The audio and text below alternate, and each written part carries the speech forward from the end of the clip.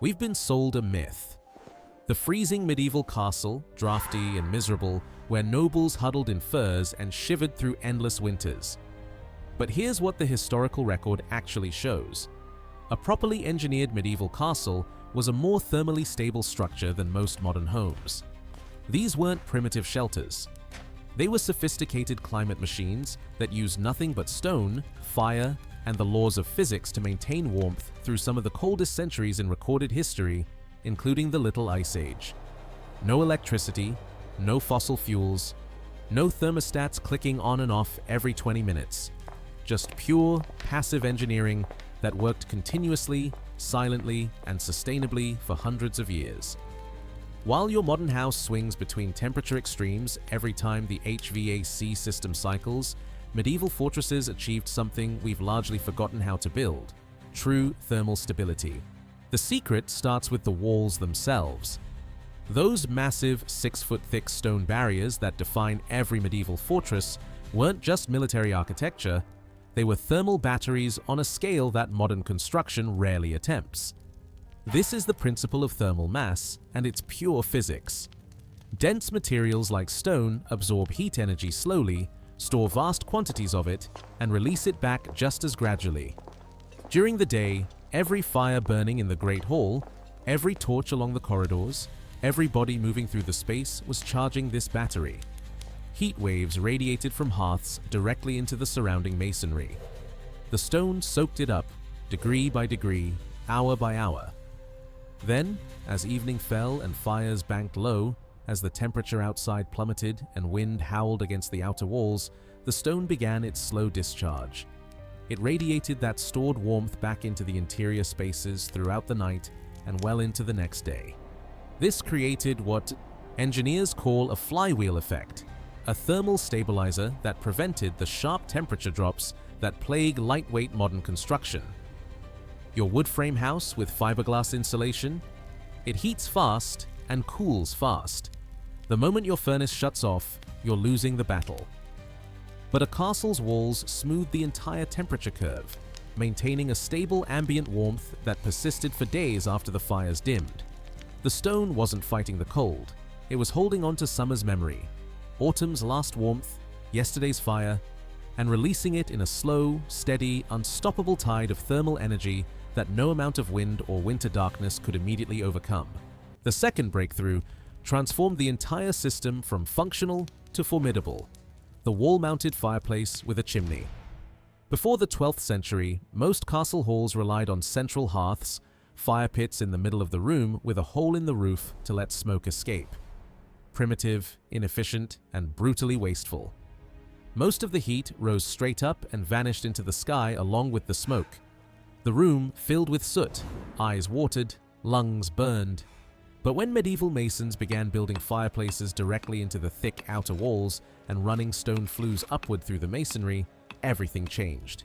This wasn't just an improvement, it was a complete reimagining of how fire could serve a structure. The new design delivered 3 critical advantages. First, radiant heat. Instead of warmth diffusing in all directions and escaping upward, the fireplace focused thermal energy forward into the room, heating people and objects directly. Second, and more importantly, it supercharged a specific section of the thermal battery. The back wall of the fireplace, often 3, 4, even 5 feet of solid stone, absorbed an enormous concentrated dose of heat. This section of masonry became incandescent, holding temperatures long after the flames died. It radiated warmth back into the room for hours, sometimes days. Third, the chimney itself created controlled draft. Smoke pulled cleanly upward and out, which meant cleaner air and the ability to build much larger, much hotter fires without choking the inhabitants. Some castle fireplaces were massive enough to roast an entire ox. These weren't just cooking stations, they were furnaces, central heating engines embedded in the architecture itself, driving thermal energy deep into the stone heart of the fortress and fundamentally altering the physics of the entire structure. The castle didn't just store heat, it moved it. The Great Hall's soaring ceiling, often rising 30, 40, even 50 feet, wasn't a design flourish. It was a reservoir for hot air. As the massive hearth roared, heated air rose and collected in that vast upper volume, creating a layer of warmth suspended above the living space. And then physics took over. Hot air is less dense than cold air. It rises naturally, constantly, unstoppably. The medieval builders understood this and designed the entire internal architecture to exploit it. The stone stairwells that spiraled upward through the keep weren't just access routes. They were vertical channels, natural chimneys that allowed the hot air pooled in the hall's ceiling to continue its upward journey. Those strategically placed doorways between rooms, the passages that connected different levels, the openings that modern tourists assume were just practical necessities, they were circulation paths, carefully positioned to allow warmer air to rise and spread through the upper chambers where the lord and his family slept.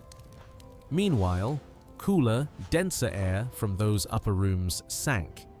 It flowed back down through the same stairwells and corridors, drawn toward the heat source like water finding its level, pulled by the continuous thermal gradient the fire created. This established a convection loop, a thermal siphon, that operated constantly, silently, without a single mechanical part. The entire keep breathed. Warm air climbed. Cool air descended. The cycle repeated endlessly as long as the hearth burned. The result was that the private chambers directly above the Great Hall became the warmest, most stable rooms in the entire fortress. That's why those positions were the most coveted, the most prestigious. The Lord's Solar, positioned directly over the source of heat, with warm air constantly rising through the floor and walls, maintained temperatures that would have been unthinkable in the outer towers or ground-level storage rooms. The castle had become its own heating system, using nothing but the shape of its interior spaces and the fundamental behavior of heated air. Stone is an excellent thermal mass, but it's a terrible insulator. Left exposed, cold masonry will pull heat directly from your body, radiating chill into the room even while it's simultaneously storing warmth for later release. Medieval builders understood this paradox intimately, and they solved it with fabric. Tapestries weren't decorative indulgences hung by wealthy nobles with more money than sense. They were engineered climate control, the final critical layer that transformed the castle's hard thermal battery into actual human comfort. When you hang a heavy woolen tapestry against an interior stone wall, you create an air gap, a pocket of still air trapped between fabric and masonry. That dead airspace is one of nature's best insulators. It blocks the stone from radiating cold directly into the room and prevents the room's warmth from being absorbed too quickly by the thermal mass behind it. The tapestry acts as a buffer, a thermal barrier that moderates the exchange, keeping the living space comfortable while still allowing the slow, steady charge and discharge cycle of the stone to continue behind the scenes. The effect was dramatic. Walk into a bare stone chamber and you feel the cold emanating from every surface. Hang tapestries floor to ceiling and suddenly the room holds its warmth, feels softer, becomes livable. The floors received similar treatment. Thick layers of rushes or straw, often mixed with dried herbs and flowers, covered the cold flagstones, insulating feet and trapping another layer of still air at ground level.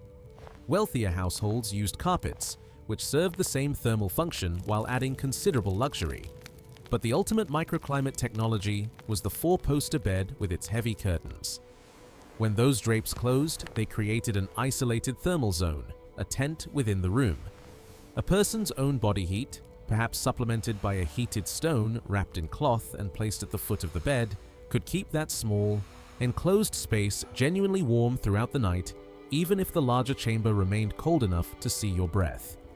It was a shelter inside a fortress, concentric layers of thermal protection, each serving a specific purpose in the grand physics of survival.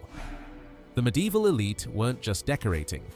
They were building a soft, insulated world inside the hard stone one, completing the transformation from fortress to home, from passive thermal mass to active, livable comfort. The final layer of genius wasn't in any single technology. It was in how every element of the castle's design worked as an integrated system. Medieval master masons were climate engineers who programmed thermal performance into the very blueprint of the structure, making choices that seem purely aesthetic or defensive until you understand their hidden purpose. Consider the keep's layout. Rooms weren't scattered randomly throughout the stone mass.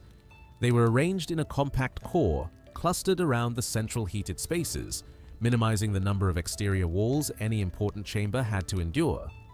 Critical living quarters were buffered from the outside by layers of less essential spaces, storage rooms, passages, garderobe shafts, that absorbed the thermal shock of winter's assault before it could reach the inhabited heart. This wasn't accident. It was calculated defense against cold, as deliberate as the defensive rings against military siege. Window placement followed similar logic. Large windows were expensive, structurally challenging, and potential weak points in defense, yet certain rooms featured them prominently on specific walls.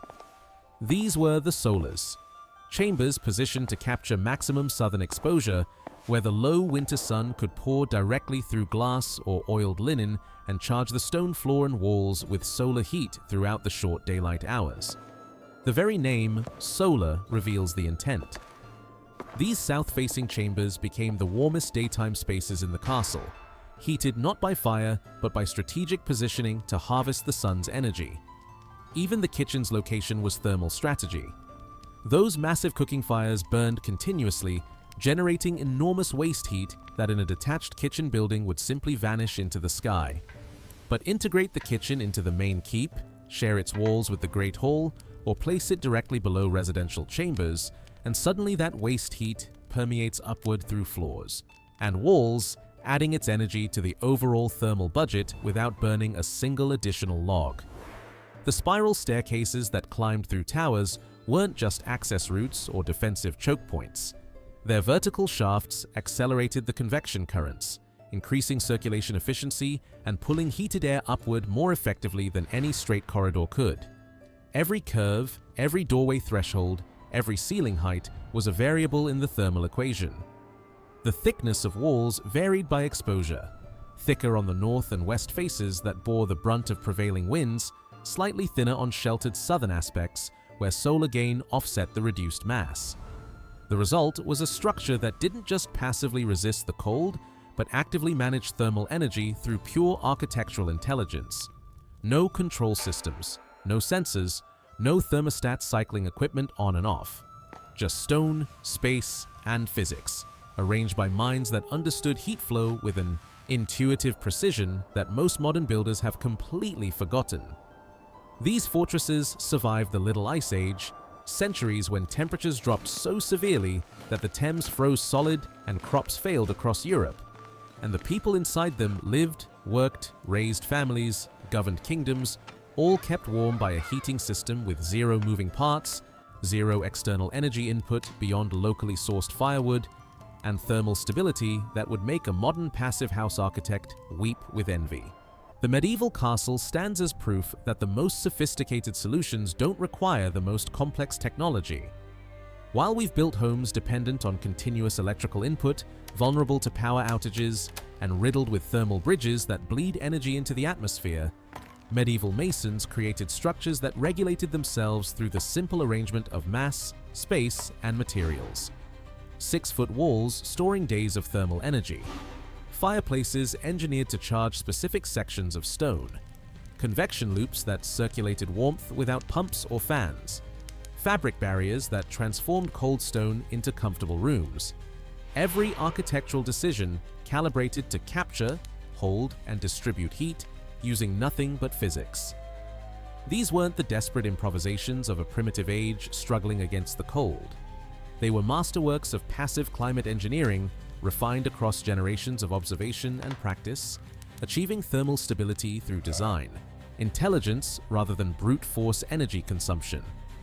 When the Little Ice Age descended across Europe, when winters stretched longer and colder than anything in living memory, when harvests failed and rivers froze solid for months, the people inside these fortresses survived not through technological innovation, but through architectural wisdom that had already been embedded in the stone around them.